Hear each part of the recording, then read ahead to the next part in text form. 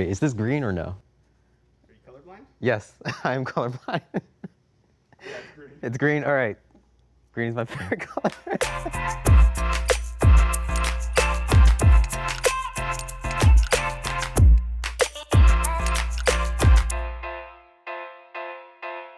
I'm gonna see if I could set a V6. I kind of like laying it all out just so I know what I have to work with. And then this part always takes me forever because I have no idea what I want to make.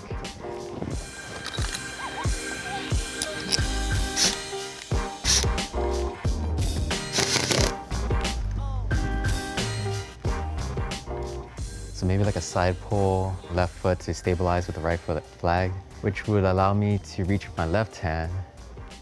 And hopefully I could cross my right leg into a jib. If it doesn't work out, then I can make adjustments. I'm trying to think a way to go for a Gaston and then go for something over here. Just so I don't get stuck focusing on this corner, I'm just gonna skip this section and go straight to the next section. I don't know about this, but let's see what happens. That is a good hold. I mean, let me do a little test. Oh man, my process was frustrating. I just plateaued really hard on 3. Like I couldn't get out of the 3 range for like a year and a half. Then I got to 4, got to 5, and it took me a while to get out of 5s. 6 and 7 went pretty quick. 7 to 8, there might be 8s that feel easier than 7. There's 7s that feel easier than 8. And then 8 to 9, like even outdoors, like there's some 9s that are like nice, but then there's some 8s that are like rough. If it looks interesting, I'm just jumping on it. It's the puzzle solving, accomplishing something, just being outside, really.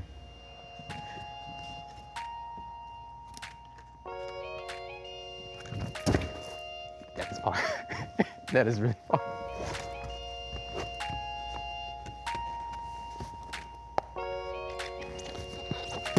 That'd be sick if I could do that.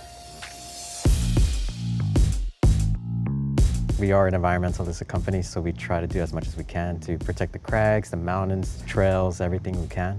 And then to help represent the disenfranchised communities, represent better in the outdoors. So essentially diversifying the outdoors.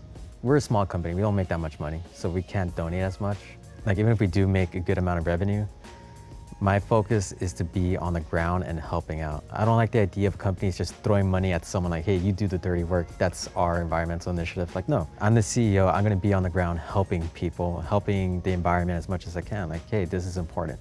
Like, I shouldn't be in the background, like just chilling while everybody's working hard. Like, no, I'm gonna be there. So I tried this a couple times. Thought I was good, but I'm not. So I'm gonna move it a little bit closer.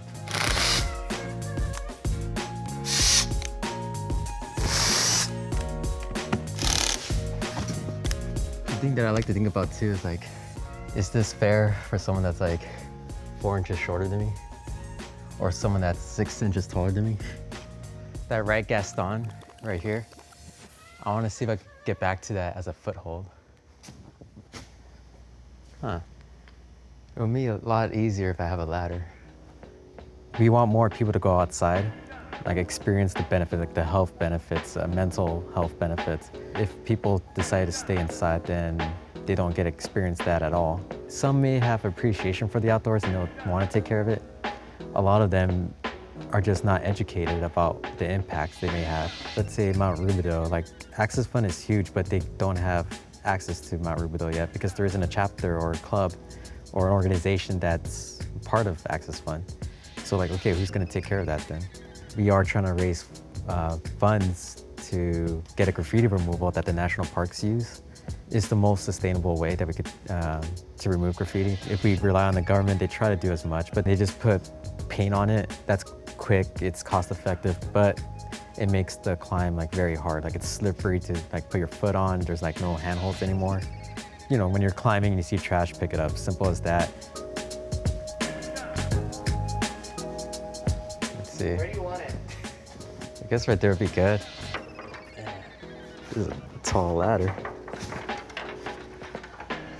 Low-key afraid. If you're going straight up into an undercling with low feet, you're just basically pinching it rather than actually like standing into it.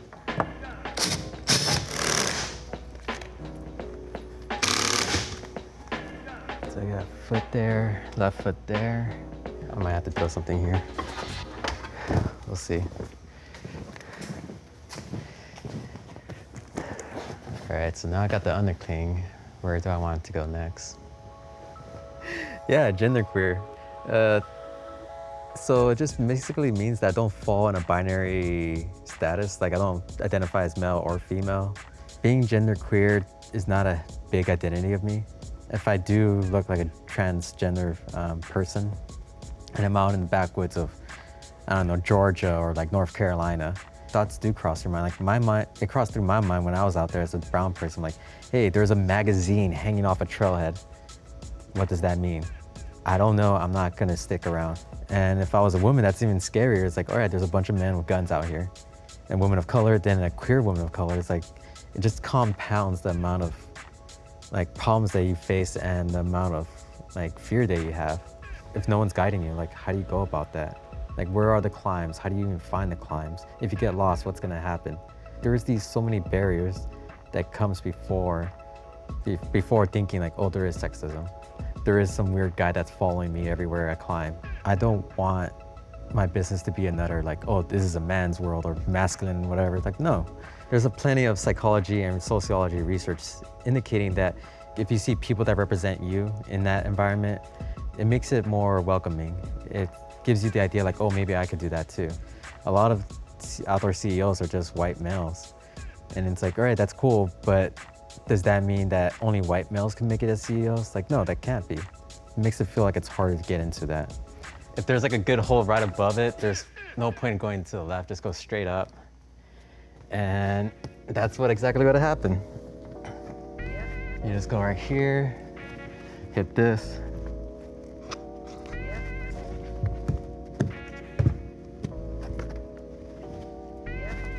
And that's it. Which takes away the really cool. I mean, that's still fun, but I wanted this. The question is like, how do I make adjustments to either force the climb that I want to do or just let the climb itself flow the way it is? If going up this way is a 6, but using the beta that breaks the beta is also a 6 or similar, then I'll be happy to leave both side up, because then you get to decide which style or what route you want to choose. Like regardless of what you're going to do, it's going to be a 6. All right, we'll see what we can do with possibly these two.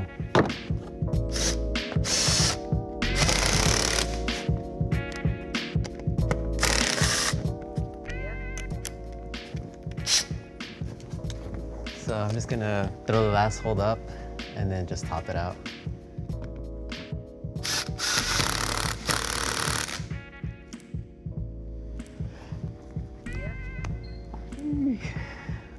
A little scary.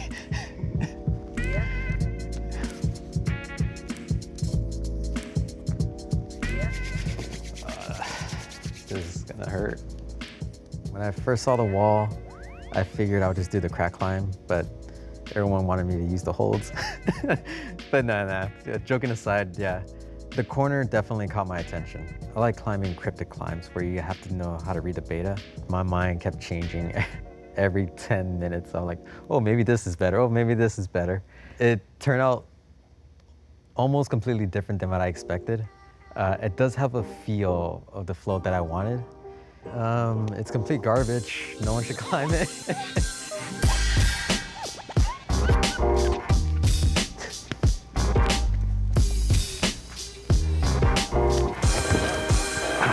Damn, that was a little violent.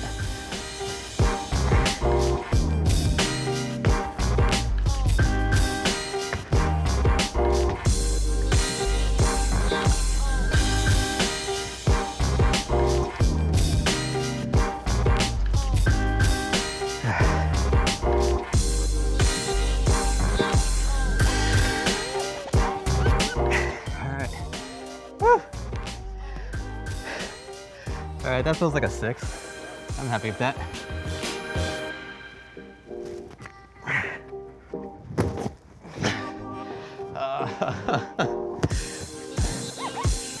cool.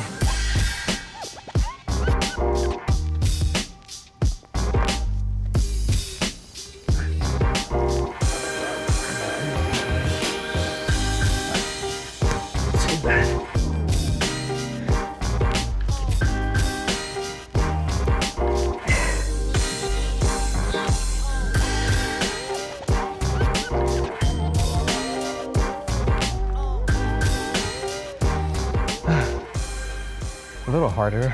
I'd say it's like a V5. I'm happy with that. You get to choose what you want to do. All right, I'm happy. Originally, I wanted to do something a V6. So I was able to do static to a Gaston, then dynamic, static, static, static, and then you can pretty much do a dynamic if you want to top out or campus to the top. Whatever, you got options. The beta that breaks the beta, or the tinted climb, it's a little bit easier. It's a little more technical, which is what I like. You still gotta go to that Gaston, which kind of messes you up a bit, which interrupts the flow. But that didn't take away the fun. Like, setting yourself up for that was worth it. It's really fun. It didn't turn out exactly how I wanted, but it turned out to be a little bit better. Because now you get to choose which route you want to go. I do encourage everybody to hold us accountable. Well, like if we're messing up, like let us know and, you know, be nice about it. Like maybe we didn't realize it and we'll respond. Like I'll respond.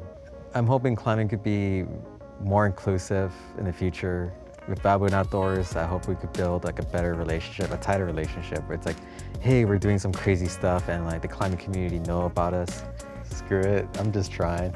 If it fails, it doesn't matter. Like, as long as I try. Like, I don't want failure to stop me from following my dreams or stopping me from doing what I want to do. And if I fail, it happens, but I get to learn and grow and use that experience to help with my next project. You should give it a shot. Yeah, right? Yeah, come on. No, come on.